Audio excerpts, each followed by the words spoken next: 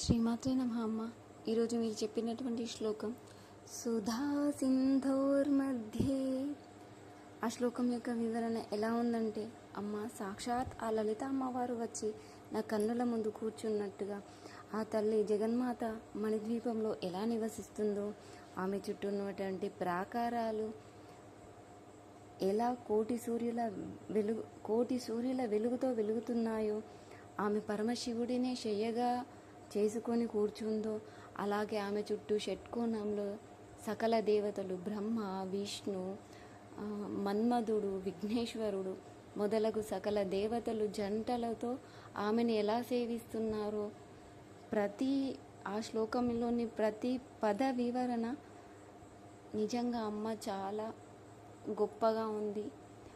మీరు అది చెప్తుంటే నా కళ్ళ ముందే ఆ లలితమ్మవారు వచ్చి కూర్చున్న భావన నాకు కలిగింది తల్లి.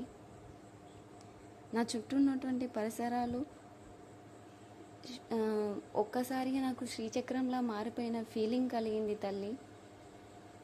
నేను మొత్తము మీరు చెప్పేటువంటి వివరణలలోనే నిమగ్నమైపోయాను.